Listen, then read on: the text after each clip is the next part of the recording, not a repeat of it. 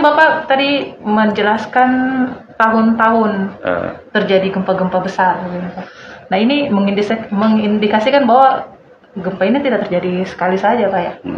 Nah apakah ini siklus Pak atau periodik atau seperti apa sebutannya? Nah kalau kita menggunakan istilah siklus atau periodik itu artinya berulang secara teratur ya. Nah, misalnya berulangnya periodenya 50 tahun, ya tunggu 50 tahun terjadi lagi, 50 tahun terjadi lagi. Presisi ya?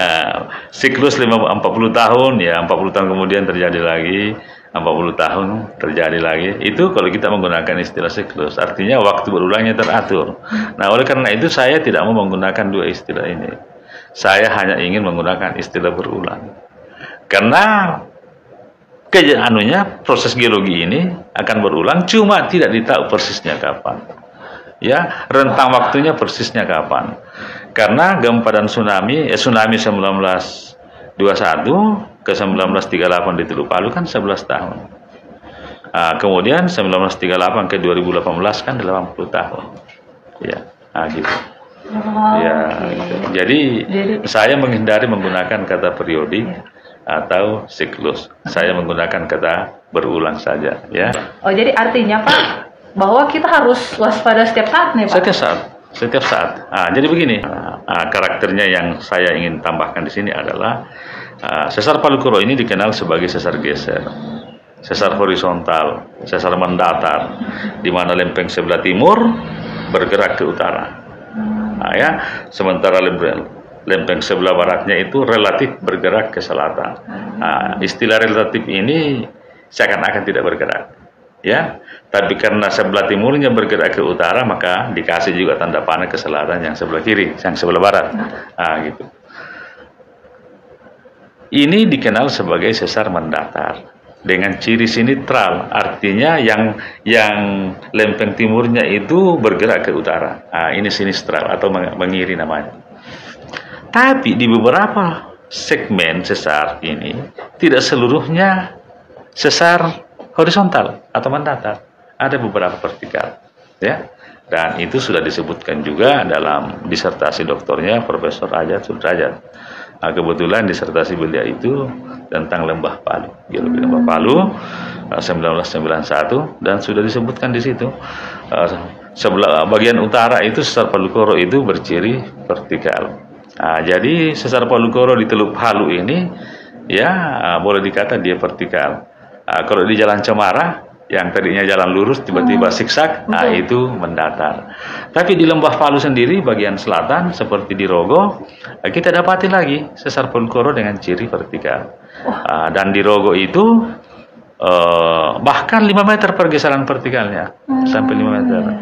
Kalau di Jalan Cemara pergeseran mendatarnya itu 5 meter 15 cm, ya cukup besar dia punya pergeseran. Jadi begini ya. Jadi saya kasih gambaran, dia bergesekan begini, lempeng timur, lempeng barat, lempeng timur bergerak ke utara. Begitu. Ketika begini, itulah terjadi gempa, ya. Dan ini memanjang sepanjang 156 km, mulai dari Kecamatan Sirenja sampai Kecamatan Kulawi, ya. Terjadi retakan atau beka dalam bahasa Kailinya, ya. Oke, jadi untuk di masa depan itu apa yang bisa kita persiapkan Pak untuk mitigasi? Jadi kita harus beradaptasi.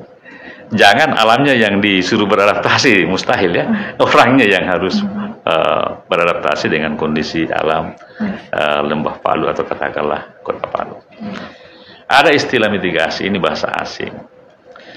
Nah, ini sudah sangat populer juga ini, mitigasi ya, sejak 2018. Kayaknya waktu gempa dan tsunami Aceh 2004 itu kita belum kenal istilah mitigasi kan? Masih tsunami saja. Nanti 2018 ini mitigasi semuanya dengan lancar.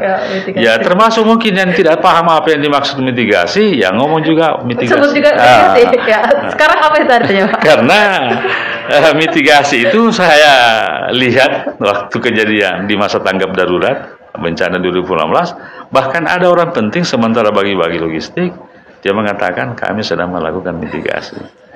Padahal yang dia lakukan itu kegiatan tanggap darurat. Tanggap darurat, gitu ya.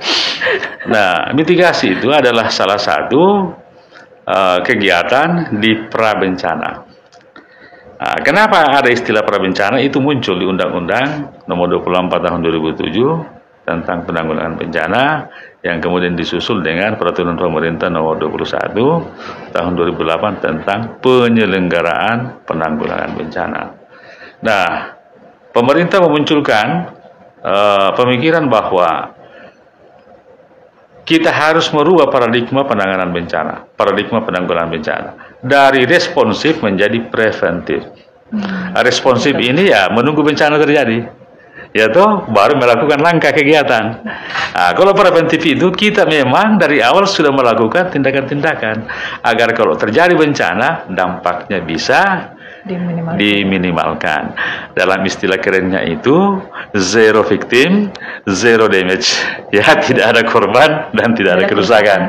Ya, itu ya target idealnya ya. Kita di Kota Palu ini bencana gempa bumi sudah sering terjadi dan akan berulang. Ya, karena sesar Palu Koro ini sesar sangat aktif ya. Salah satu sesar paling aktif. Masih eksis dia. Kita bagaimana cara tindakan pencegahan untuk bencana gempa bumi, ancaman bencana gempa bumi di Kota Palu? Kita lihat dulu. Yang selalu menimbulkan gempa bumi di Kota Palu dan sekitarnya adalah aktivitas sesar Palu Koro. Karena itu lakukan pencegahan. Pencegahan ini kita harus pahami, yang dimaksud pencegahan di sini adalah tindakan memisahkan sumber ancaman dengan elemen terdampak.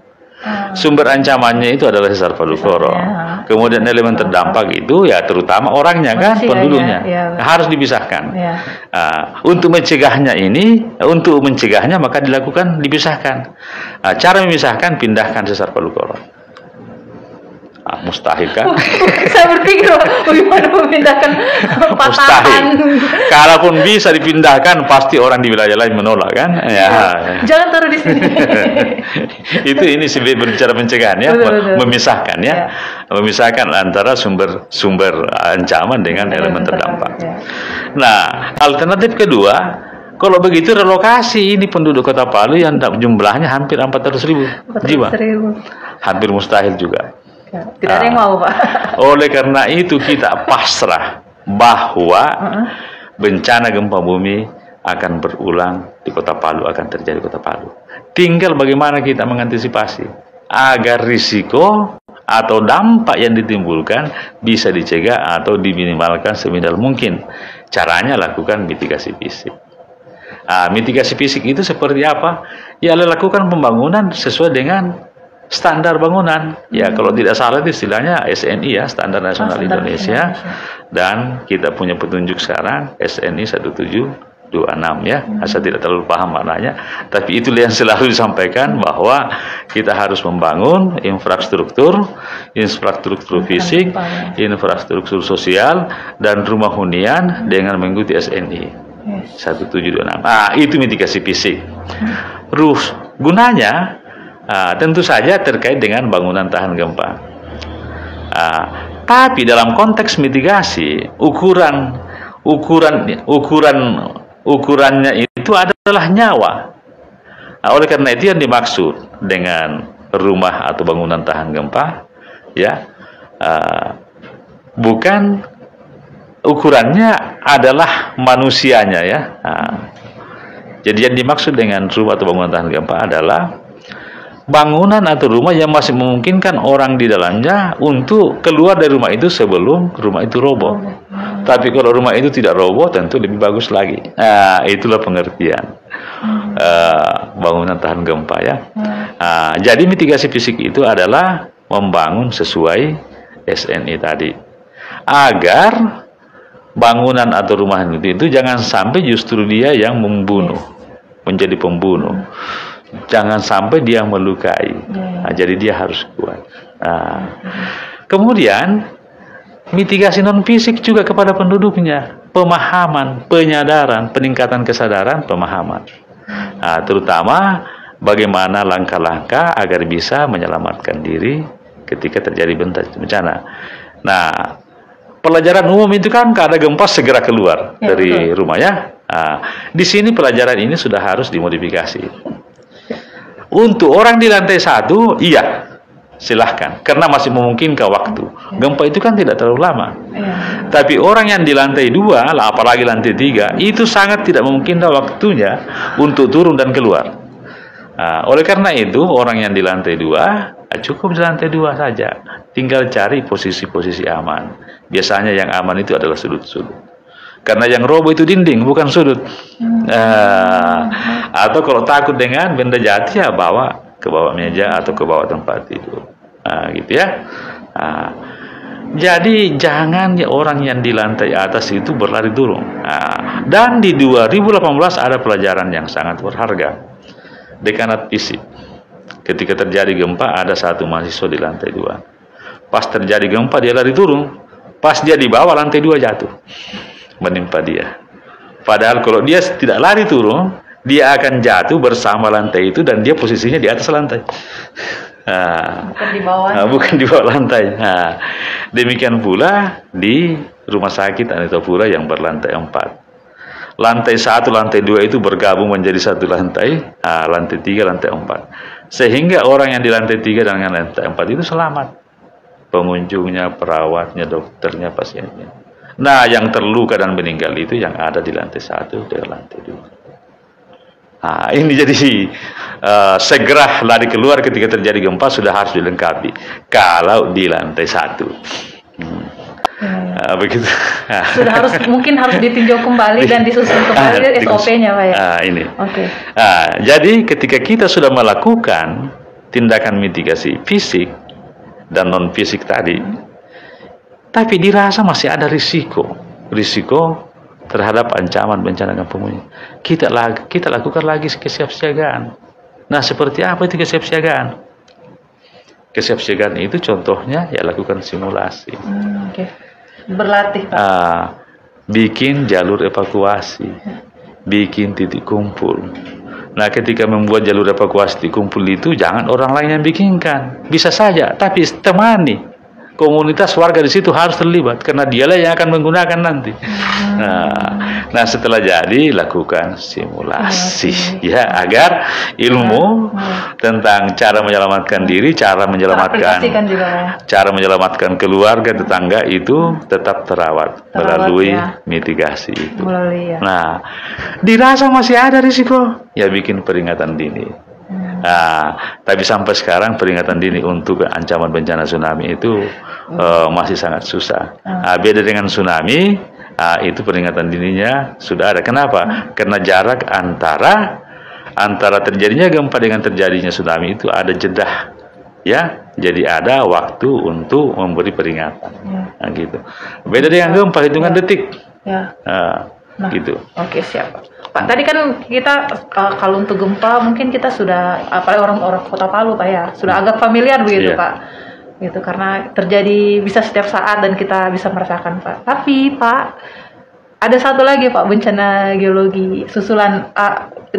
Tidak tahu apa ini susulan atau dampak sekunder dari gempa, Pak. Itu ada likuifaksi, Pak. Nah, itu pengalaman pertama yang saat ini di memori saat ini kita hadapi waktu itu kan. Nah, kita tidak tahu ini muncul likuifaksi itu pun muncul nanti di media begitu. Nah, waktu pertama kali terjadi, ini kita bingung ini apa? Tsunami darat kah begitu? Ada yang menyebut sebagai tsunami darat, ada yang bilang tanah bergerak begitu, Pak. Nah, ternyata namanya likuifaksi. Nah, ini Pak, seperti apa Pak SOP-nya? Kan kalau untuk gempa kan kayak tadi meskipun harus direvisi kan, harus keluar gitu. Tapi kalau likuifaksi, apa yang mesti, apakah sudah ada Pak untuk pembahasan soal ini Pak? Nah, jadi memang likuifaksi ini ya, termasuk fenomena geologi yang belum terlalu lama tertuliskan dalam literatur ya. Yang pertama kali menyebut istilah liquefied itu pencairan tanah, soil liquefaction itu namanya Alan Hansen, sarjana teknik sipil Amerika, dan dia presiden transportasi ya. Nah, di makalahnya tahun 1920 itu sudah muncul istilah liquefied itu, dan beberapa kejadian gempa bumi baik sebelumnya 1906 gempa bumi San Francisco terpaksa digunakan ketika menulis peristiwa gempa dan pencairan tanah yang terjadi ketika 1906 itu terpaksa disebut juga likuifaksi, terpaksa mundur ya. Likuifaksi yang cukup besar terjadi di Jepang di kota Niigata 1964. Itu beberapa gedung roboh ya, miring. Bukan gedungnya ambruk tapi miring ya, gitu. Di Selandia Baru juga pada gempa Christchurch tahun 2011 itu juga terjadi likuifaksi, dan kami dari Palu ada 5 orang mempunyai kesempatan ke sana pada bulan Juni 2012. Salah satunya saya, dan saya ke lokasi likuifaksi itu. Tapi likuifaksi di sana terjadi di wilayah yang datar, sehingga di wilayah likuifaksi yang ada beban, katakanlah rumah itu turun, kemudian halaman rumahnya naik ya. Begitu, sangat beda, dan kata likuifaksi ini belum ditemukan dalam dokumen-dokumen kebencanaan. Dalam buku geologi sudah disebutkan, dalam buku teknik sipil ketika berbicara tentang desain fondasi dan sebagainya ya, mohon maaf kalau keliru, itu sudah dikenal istilah likuifaksi, tapi belum diangkat derajatnya seperti longsor, tsunami, gempa bumi, gunung meletus sebagai salah satu ancaman bencana, belum ya. Di Undang-Undang Nomor 24 Tahun 2007 tentang penanggulangan bencana tidak ada kata likuifaksi. Di Peraturan Pemerintah Tahun 2008 tentang penyelenggaraan penanggulangan bencana juga tidak ada likuifaksi, dan peraturan-peraturan turunannya sama sekali tidak ada kata likuifaksi. Tapi mau tidak mau pasca gempa 2018 4 tahun lalu ini tidak bisa tidak dengan fenomena likuifaksi Balaroa Petobo Jodo Oge Sibalaya, ini sudah harus masuk sebagai salah satu ancaman bencana geologi likuifaksi ini ya. Dan ternyata nenek moyang kita di sini orang Kaili itu sudah mengenal fenomena geologi ini dengan nama lokal Nalodo ya gitu. Likuifaksi sekarang sudah lazim ya, pencairan tanah orang sudah menyebut begitu ya. Saya kira seluruh dunia juga sama dengan kosakata tsunami, seluruh dunia juga sudah mengenal ya. Tsunami itu adalah air laut gelombang besar, likuifaksi itu adalah pencairan tanah ya gitu, atau pembuburan tanah. Baik Pak, saya masih punya satu pertanyaan lagi nih Pak sebelum kita closing. Nah, secara secara geografi nih Pak, bentang alamnya Teluk Palu dan Lembah Palu ini Pak kan begitu unik juga Pak. Nah, kita juga punya nih satu danau yang terletak di ketinggian Pak, di selatan Lembah Palu itu namanya Danau Lindu ya Pak, kalau tidak salah. Nah di Danau Lindu itu Pak, setiap kali kalau kita gempa besar gitu Pak di lembah itu pasti kita panik tuh Pak, karena ada kepercayaan bahwa ada batu besar yang di Danau Lindu itu akan bergeser, dan danaunya itu airnya itu turun ke lembah dan itu akan menenggelamkan kita. Nah, secara sains itu Pak seperti apa Pak? Itu memungkinkan atau tidak Pak? Bisa Bapak ceritakan? Danau Lindu ini ada di ketinggian sebelah selatan kota Palu. Ini danaunya dikelilingi oleh 5 desa ya. Dulu cuma 4 desa PLTA. PLTA itu Puro, Langko, Tomado, Anca. Sekarang ada 1 desa lagi, saya lupa namanya. Dari Danau Lindu ada 1 sungai yang keluar. Ada beberapa sungai yang masuk ke danau itu, tapi hanya 1 yang keluar, yakni Sungai Rawa atau Sungai Lindu. Ini mengalir di Desa Kamarora, kemudian bergabung dengan Sungai Sopu. Sungai Sopu bergabung Gumbasa, Gumbasa masuk Sungai Palu. Ya, debitnya tidak terlalu besar. Nah, tapi dalam ketika ada gempa besar kemudian disusul dengan isu akan ada gempa susulan yang akan membuat Danau Lindu pecah dan airnya akan tumpah membanjiri kota Palu ya. Jadi Danau Lindu itu dikelilingi oleh berlapis-lapis gunung ya, berlapis-lapis gunung, dan ketika terjadi gempa ya tidak mungkinlah air ini mendaki baru cari kota Palu kan untuk dia banjirin. Tapi kalaupun misalnya terjadi pecah, maka airnya akan masuk ke pecahan keletakan-letakan itu, bukan justru mendaki ke puncak baru cari kota Palu. Jadi sama sekali isu tentang gempa besar, kemudian Danau Lindu pecah, kemudian kota Palu banjir, itu sama sekali tidak bisa dipercaya dan secara ilmiah tidak masuk akal, ya, tidak masuk akal. Karena pecah itu ya air hanya sedikit masuk ke situ, air justru banyak masuk di Sungai Rawa. Tapi itu pun kalau hujan deras terjadi di Danau Lindu dan sekitarnya. Dalam keadaan normal itu debitnya cukup kecil, ya. Nanti hujan deras baru debitnya cukup tinggi, tapi itu tidak cukup untuk memberi dampak banjir terhadap kota Palu. Nanti terjadi hujan secara simultan, secara luas, misalnya Dongi-Dongi, Palolo, Kulawi, dan di lembah Palu sendiri baru bisa terjadi banjir. Nah, ya, kalau cuma dari air Danau Lindu itu tidak memungkinkan untuk membuat banjir kota Palu, ya, gitu. Jadi isu tentang Danau Lindu pecah kalau ada gempa dan airnya akan membanjiri kota Palu itu tidak bisa dipercaya, tidak bisa dibenarkan. Ya. Oke, jadi kalau bahasa sekarang itu hoax ya, Pak? Hoax, itu hoax. Jadi... dan hoax itu menurut saya pribadi sudah masuk salah satu bencana, karena hoax sudah membunuh. Ya, katakanlah dia bencana sosial. Nah, contoh hoax yang membunuh, ketika terjadi gempa di Pulau Menui tahun 2009, ya, 2009. Nah, persepsi masyarakat pulau-pulau kecil itu dia anggap itu pulaunya seperti payung. Jadi payung, kemudian ada tiang ke bawah. Nah, tiang inilah yang nyambung dengan lantai samudra, lantai lautan. Nah, di atas payung inilah mereka tinggal. Nah, begitu. Jadi kalau ada gempa besar, payungnya akan patah dan tenggelam. Nah, ketika terjadi gempa Menui, kalau tidak salah sore hari tahun 2009, itu hampir boleh dikata satu pulau dengan satu kecamatan, itu kan satu pulau, ya, kecamatan Menui di beberapa desa termakan dengan isu bahwa kalau ada gempa susulan yang besar, maka pulau ini akan patah bagian bawahnya dan tenggelam. Akhirnya mayoritas penduduk Pulau Menui itu lari ke pantai, bukan takut tsunami, takut pulaunya tenggelam, lari ke pantai naik di perahu. Nah, salah satu perahu itu overload.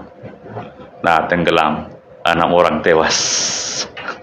Jadi makanya saya katakan hoax juga membunuh. Di Mamasa juga begitu. Sekitar 1 bulan setelah bencana pada Gimo kan Mamasa terus-terusan digoncang gempa. Nah, ada isu bahwa salah satu gunung di sekitar Mamasa itu adalah gunung api. Kalau ada lagi gempa besar, maka gunung itu akan meletus dan orang-orang Mamasa akan mati oleh lahar panas, debu, dan awan panas. Akhirnya sebagian penduduk menjauh dari Mamasa. Ada yang ke gunung yang lebih tinggi, dan ada juga menuju ke Polewali, dan ada yang tidak sampai di Polewali. Setelah seminggu tidak meletus-meletus, kembali lagi ke Mamasa. Dalam perjalanannya ini satu mobil jatuh ke jurang. Meninggal beberapa orang. Gitu, ya. Jadi tidak meninggal karena pulaunya patah, tapi tenggelam. Tidak meninggal karena isunya memang salah, tidak meninggal karena gunung api, tapi justru kecelakaan jatuh di jurang. Karena memang hoax itu gunung api. Jadi bencana hoax itu sudah masuk, sudah bisa dimasukkan sebagai kategori bencana karena sudah membunuh, ya. Oke, baik. Nah, sayang sekali ini Pak, kita sudah berada di ujung durasi. Nah, sebenarnya paling menarik nih Pak, kita bicara soal hoax putar kebencanaan. Tapi tahan dulu. Nah, sebelum kita closing, saya mau bertanya nih ke Bapak, harapannya Bapak begitu sebagai seorang peneliti, penulis buku juga tentang kebencanaan Sulteng di peringatan keempat kali ini Pak, 4 tahun, seperti apa harapan Bapak atau closing statementnya Bapak nih? Ya, tentu saja bahwa kita tidak bisa melupakan saudara kita yang menjadi korban dan keluarganya yang ditinggalkan, yang tentu saja mengalami kesedihan yang sangat-sangat luar biasa. Harapan kita ke depan adalah karena bencana ini berulang, ya, kita, pemerintah dan para pemerhati dari perguruan tinggi sudah harus menyusun konsep pengurangan risiko bencana untuk setiap jenis bencana, untuk menjadi panduan agar kita bisa hidup dengan aman di atas sesar Palu Koro. Gitu. Saya mau pamit dulu mewakili kru yang bertugas Pak, mewakili narasumber juga, para sahabat podcast. Kami pamit undur diri. Jadi tetap nantikan Radar Sultan Podcast Show dan terus dukung kami. Oke? Nah, saya pamit undur diri. Wabillahi taufiq wal hidayah. Wassalamualaikum warahmatullahi wabarakatuh dan sampai jumpa lagi.